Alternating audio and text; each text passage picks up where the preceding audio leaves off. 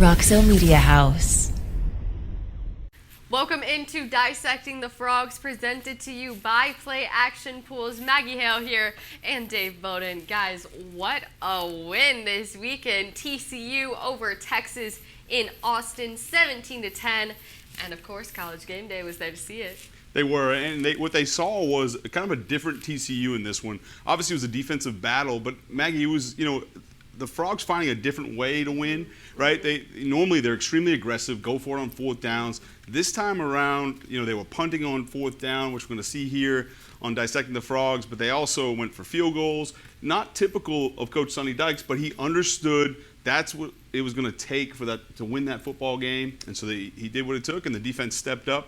And they came away 10-0. Absolutely. And emphasis on the defense there. I want to touch on something a little bit that College Game Day felt the need to mention. TCU's got a soft defense, and we saw that soft defense take TCU to a win. So it's always good when TCU's soft defense really just shows up there. Yeah, they did. And, everyone talked about Bijan Robinson possibly being the best player in the country in that pregame show, and also had a second running back in Roschon Johnson. Well, Bijan had 29 total yards rushing, and Roschon had 14. And so really impressive numbers. Hey, tell me how many Kendra had. Well, Kendra had, I think, 138, and possibly, he was asked about being the best player or the best running back in the Big 12. He paused for just a second and gave a half smile, and they said, "Are you the best running back in the Big 12?" He said, "Yes," simply. And so, it's good to see the confidence in him. He's a team-first guy. He doesn't want to talk about himself, but he's confident. He understands that, he and that offensive line are getting the job done. Absolutely. And it's always good when you can say, stat check. And that's definitely what Kendra did. And we've got a big game coming up, Baylor, this upcoming weekend. But before we get to Baylor, let's go ahead and figure out how TCU got to 10 wins in Austin. The surge in his head, former head coach David Beaudin brings his football expertise to Frog fans everywhere in Dissecting the Frogs. PlayActionPools.com. The newest sports pool hosting platform, Play Action Pools is your spot for all of your football contest needs. Whether it's a pick'em or survivor pool, Play Action has you covered against or without the spread. Be sure to check out PlayActionPools.com and use code FROGS today for 15% off your league. 4th and 1 officially. Johnny Hodges on that last tackle. Offset eye to the right now. The quarterback Ewers in the shotgun. Wideouts to either side. Snap direct back to the running back. Running to his right. Frogs bottle him up. Hold him up short. That's Bijan Robinson. Doesn't get a great spot. Frogs will take over here. A 4th and 1 stop by the Frogs on Texas's first possession. And it was definitely a tone setter. Dave, show us how they did this one. Yes, this was a critical one, Maggie. This was the first of 3 fourth down stops for the Horned Frogs. But this one here was really the tone setter. As you said, this one, they really instilled some fear into the Longhorns. If you can't get a first down with their best player, then, obviously they're in a little bit of trouble here. So it was a direct snap. We saw Quinn Ewers kind of lined up here. We're going to see that on film in a minute. So he's over here. It was a direct snap to Bijan Robinson. Now, Jamoy Hodge, he triggered right away. So this is Jamoy here. He came in and filled immediately for the lead back. So the lead back, he took that out with his inside shoulder, really for Johnny Hodges, who got over the top really well. Here's Shadrack Banks. Shadrack Banks came and set an edge and kept everything. He kept his outside shoulder free while forcing that back inside. Okay, so they did a really nice job on this slant inside, and now the tackle went with it. He wasn't able to come off on Jamoy Hodge, which, that really plugged things up. It forced Bijan Robinson to bounce that thing a little bit wider, allow these guys to get over the top more. Mark Perry filled in late, and really it wasn't even just a tackle at the line of scrimmage. It was a tackle for loss on 4th and 1. Frogs get the ball, and it's going the other way. And this really fired up not only this defense, but this entire Horned Frogs team going forward for the rest of the game. We've gotten a little bit of an intro, and we've seen it broken down and drawn out, but now it's time to put it all together. Dave, let's go ahead and figure out what happened right here. Yeah, so, this was a huge stop here by the Horned Frogs. It really kind of set the tone, for the rest of the game. But we can see, I'm going to go to the end zone first. This was a direct snap to Bijan Robinson. Quinn Ewers, you can kind of tell early on. A lot of times, guys will shift over just slightly, or they'll stand right next to each other. You can tell that Quinn here is lined up over the guard, so that alerted this defense right away. Kind of key Bijan Robinson here on the direct snap on 4th and 1. Okay, I want to take a look at Johnny Hodges. So Johnny, just 2 plays before, had done a great job when he saw a puller, okay, here. So he saw this puller here, and then, he followed and got over the top. He's playing really well right now. On this play here, he kind of hops out of it. You don't want to see that. However, he's so quick to read it, he doesn't get hurt by it. He's able to get over the top. All right, as I showed on the board, Jamoy Hodge plugs this thing right now. Okay, you can kind of see how this thing's gapped out pre-snap, but of course things move after the ball is snapped, right? So gap responsibilities would be here, okay, drawn out this way. We've got this one here. He can play over the top, and we get this edge set by Shadrack Banks. And I want to watch Shadrack Banks here. Again, talked about this on the board and how, he's not accustomed to playing not only the reps at linebacker, but certainly on the line of scrimmage, but does a really nice job of forcing this one back in and closing that gap off. Okay, last thing on this play, he's trying to go just an ISO play here, all right, but because Jamoy Hodge plugs now, he triggers right away, all right. Really, he fits this thing with his inside shoulder. He takes on the block. The reason he does that is for Hodges to make the play over here. Well, because Hodge becomes so fast, this number 70 here can't come off on the linebacker. That means Bijan Robinson can't get here. He's got to bounce the thing, and now Hodges is in a great position to make that go. Absolutely. Yeah, that was a lot, right? It's a mouthful. That's a ton. Yeah, but once again, Maggie, on Dissecting the Frogs, you get to see, you see a 4th down stop, you see a guy make a tackle, but you realize all 11 guys have to play a part. Lastly, you see Mark Perry, who's the extra hat in this play, come and finish things off, but everybody's in great position, and to me, this was a huge statement play by the Frogs. And let's go ahead and talk about the Longhorn in the room tone. Set the tone right here, did we not? Sure, the Longhorn in the room. All right. I thought Sure. it was festive. No, I got it. I will. I'll roll with it. I think on this play here, right? We talked earlier to open the show how all the hype around Bijan Robinson, right? And I think by the end of it, to me, Kendre Miller really became, it was a little sped up. Yeah, and I think it was his coming out party, right? Everyone we knew, but Kendre, nationally, welcome. yes, certainly nationally, right? But because they couldn't get the 4th and 1 with the best player on their team, to me, this really sat in the back of the minds of the Longhorns for the rest of the game. And it also, for this Frogs defense said, okay, hey, we got this thing. We're going to take control of this game. So to me, this thing carried over the rest of the way, as this was one of 3 huge 4th down stops. And I think it also just sat there in the mind of Kirk Herbstreit after he finished calling this game. If you heard him throughout the game, he was very, very into the Longhorns. And after the game, I think he was just in disbelief. Honestly, I think we all were. I don't blame him. I don't hold him against him. If he wants to jump ship, he's always welcome here. When we come back, we've got more where that came from. Simply the best barbecue in Fort Worth. Dine-in, catering, or drive-through. 2900 Montgomery, just off I-30. Remember, the best barbecue in Fort Worth is at Railhead Smokehouse. Jordy Sandy back out there 3rd time, averaging 37.5. Worthy stands back at the 7-yard line as Jordy gets this one high into the sky in Austin. They'll let it hit at the 6. Frogs are down there able to scoop it at the 1-yard line. That's Hudson there to grab it.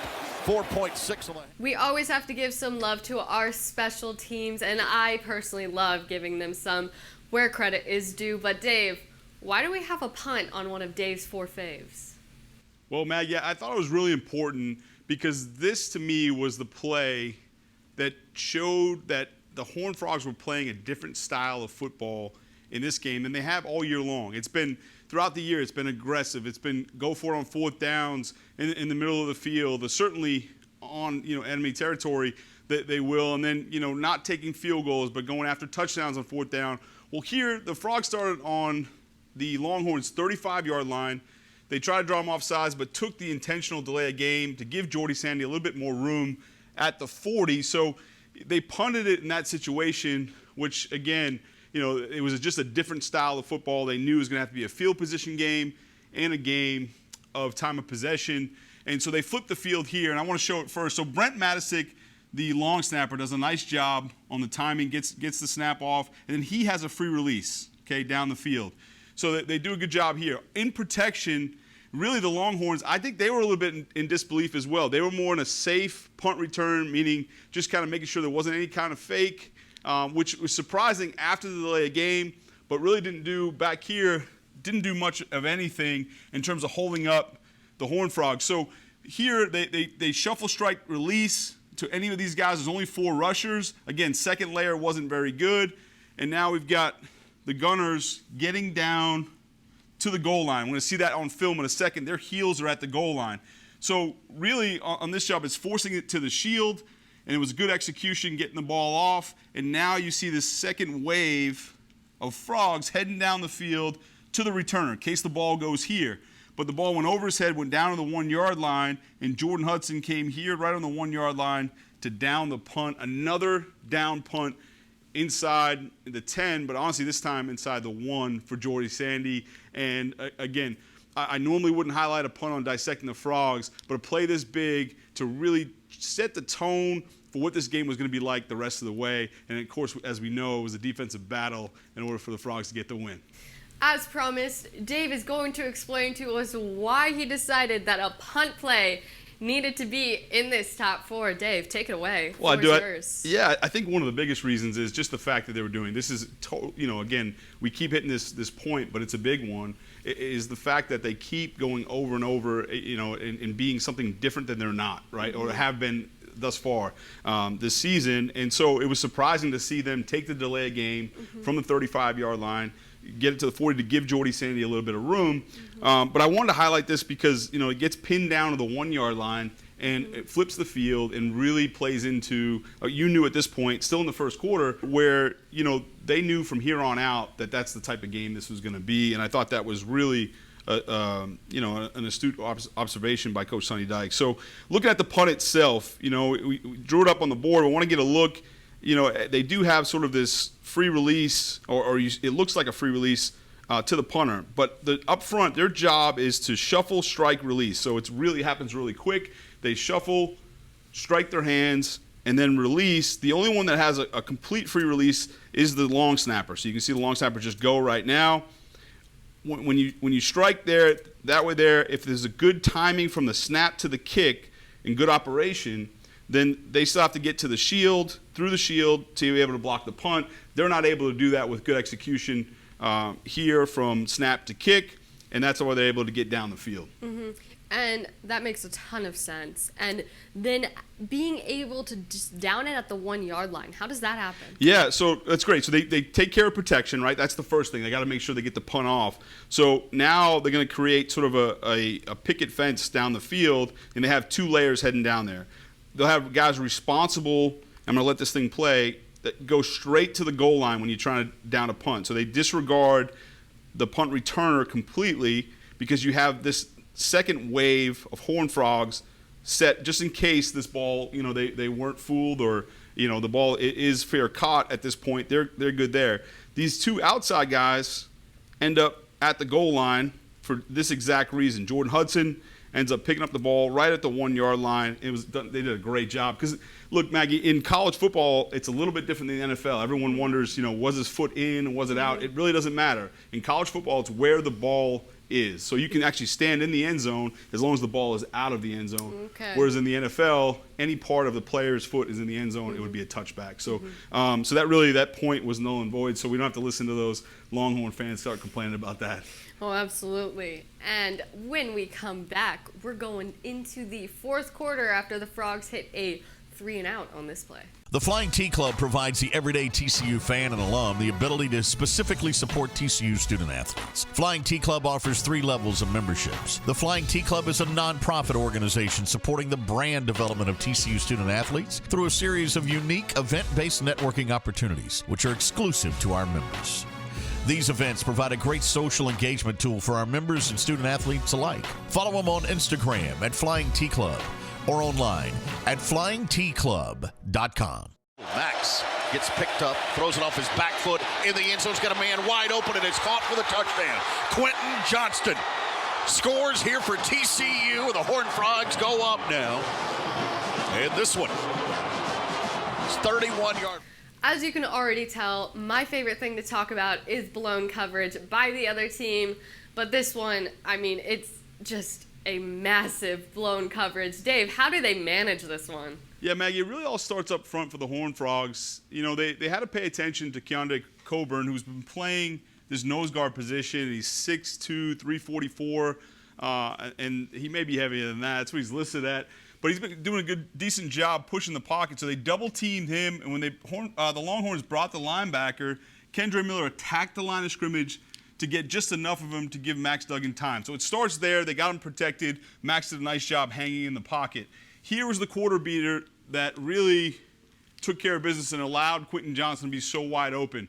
So in quarters, okay, we're going to go over this on film here in a minute, but I want to take a look at, you know, this corner is reading this number 2 receiver. If he sees him go vertical at all, if he goes vertical, he's going to pass that off to the safety, and then he's going to stay on top of this one. If he deems that this is an out route, he'll take this one, and the safety will slough off and play that one. Well, for the Longhorns, they weren't on the same page, and obviously one thought the other was doing the other thing, and lo and behold, Quentin Johnson was wide open in the end zone by himself. It may be a guy that you want to cover on Saturdays if you're the Longhorns. Just a suggestion, but heck, what do I know? But it worked out for the Frogs as their second touchdown of the game, and really the only 2 offensive touchdowns for either squad during this one. And so this got the crowd fired up to make it 17-3 Horned Frogs at this point in the game. It's November. We are 10 TCU games in, and teams are still leaving Quentin Johnston uncovered and in the end zone nonetheless. Dave, understanding the defensive responsibilities, how did they leave him uncovered this badly? Yeah, it is a great question, right? A player of that talent. But what happens is, you know, if you went back and you watched Facing the Frogs with Jamie Plunkett, myself, you know. He's plugging himself. Yes, Maggie, I'm going to plug that, but I'm going to plug all the shows on Frogs Today and our Frogs Today YouTube channel, which we need you to like, share, and subscribe. So there's another plug for you. Okay, getting back to this defense, we're going to look at this corner right here. So at some point, the defensive coaches have given them a yard mark to see whether they switch vertical or not. And I'm going to talk through that. So typically it's between 7 and 11 yards. So for some defenses at 7, some can all be up to 11 yards. Meaning, let's take a look at this Longhorn corner right here. He's looking at this number 2 receiver. This would be the number 1. This would be number 2.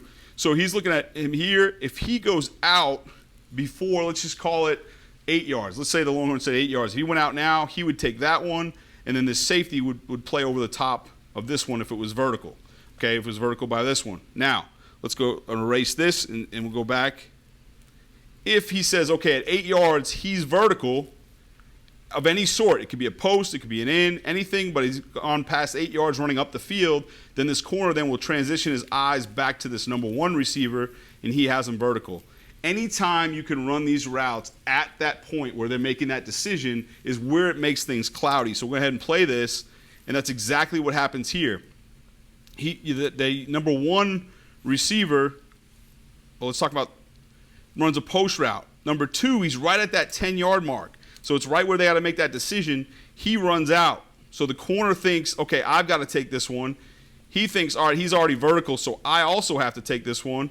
And now you see Quentin Johnson running by himself in the end zone, which is never good for opposing defense. It's a little silly to watch there at the end. You just see them, oh my God, there goes Quentin Johnston. And you see Quentin Johnston in the end zone in this next view. He's going to jump.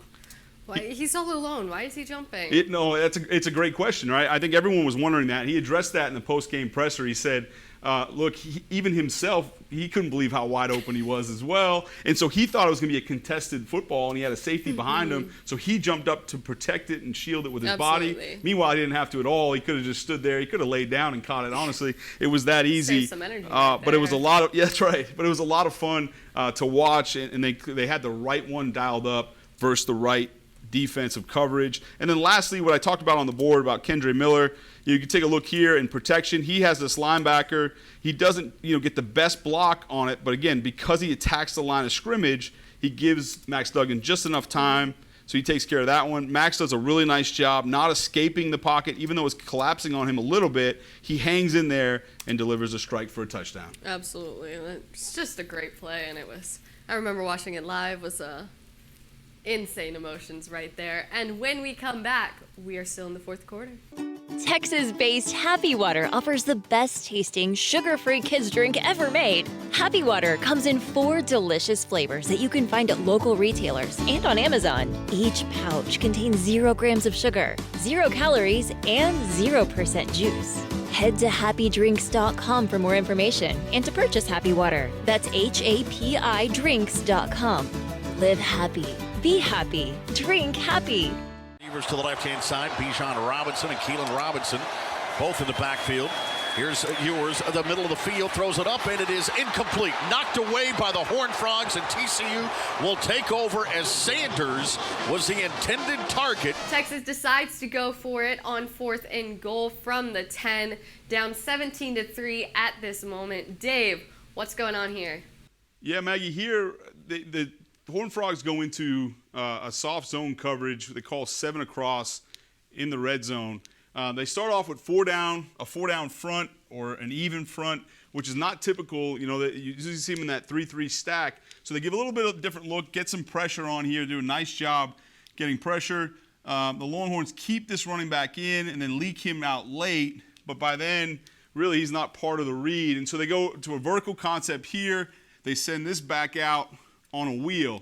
So now when I say 7 across, you can see across the board there's 7 guys and how they fit into those zones. We'll see that on film here in a moment. But really everyone's responsible for that area. Typically versus this, you want to run the football. They're too far out to do that.